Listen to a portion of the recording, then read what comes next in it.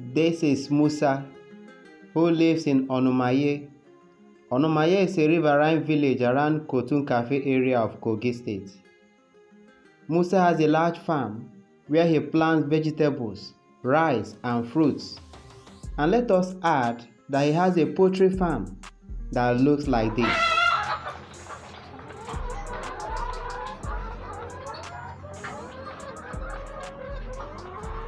Daily, he earns a decent living from his farms.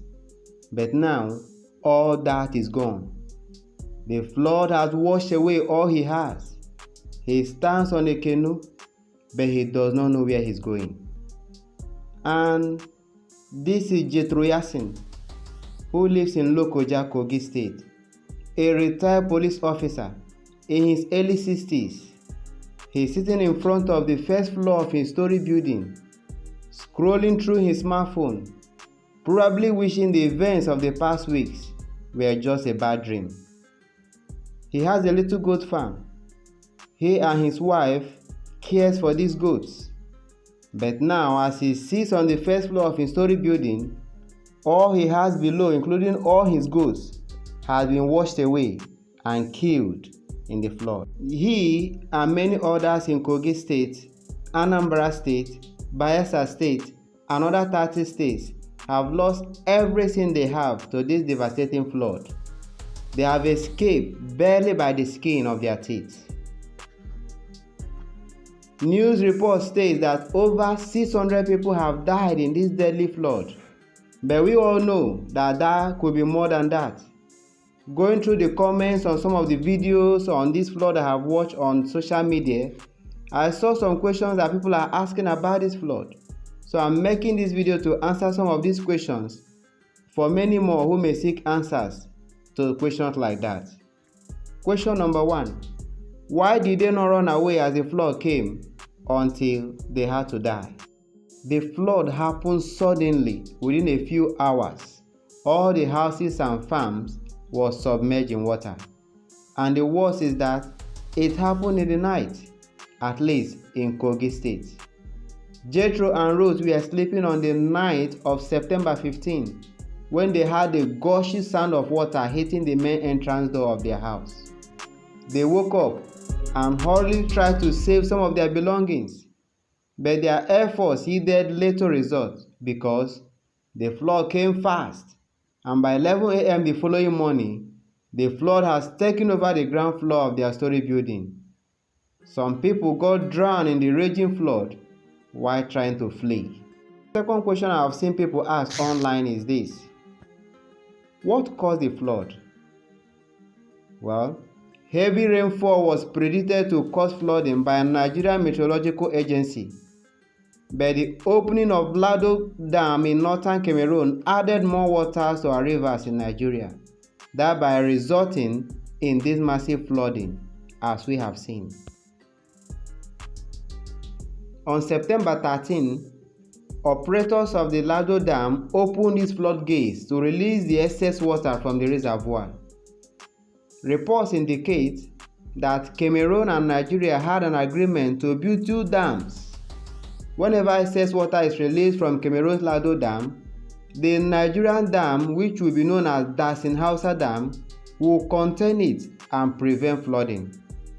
The building of the Lado Dam, which was designed since 1981, has not been completed 41 years later in 2022. Another question I've seen online is this: why has the dam not been completed, and when will it be completed?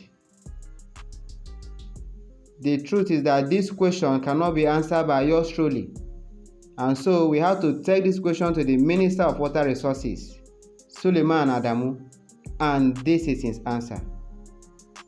There was a consultant appointed by the previous administration to work on this dam. When I came into the office, I checked the scope of work and the terms of reference. I was not satisfied that justice would be done to that design.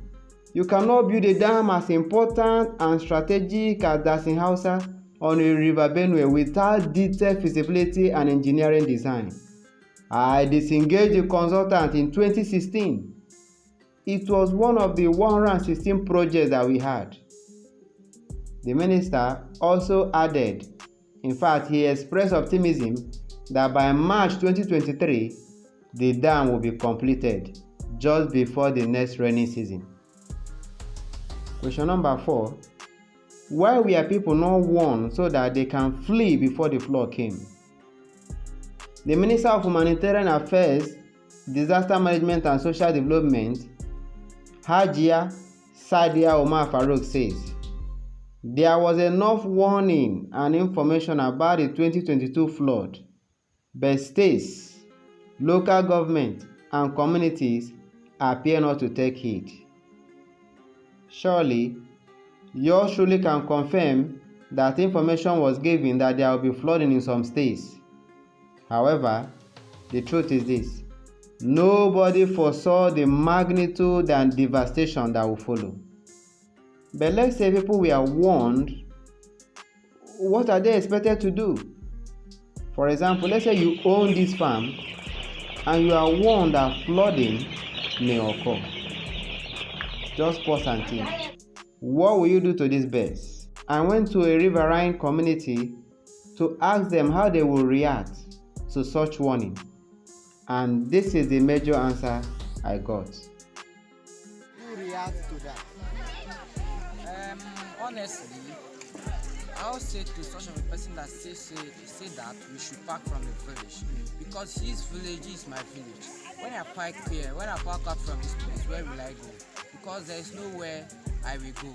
Rather, I'm going to stay in this village, stay here and do whatsoever I'm going to do. Because I have the belief that the river will not go more than this, to the extent that it will consume the villagers. Enter inside the village to consume. I'm not going anywhere. Rather, I will be here in this village. We will face it, and we are going to battle the water problem. The flooding may have come and gone, but it took away lives and businesses that will never return again. It has left behind pains, homelessness, and poverty. It happened in 2012, and 10 years later in 2022, it has happened again in a bigger way. It's our prayer that this never happen again, not here in Nigeria or anywhere else for that matter. If you agree with me, please press the subscribe button, comment and share, and I will see you in my next video. For watching till here, you have earned my love and respect. Thanks.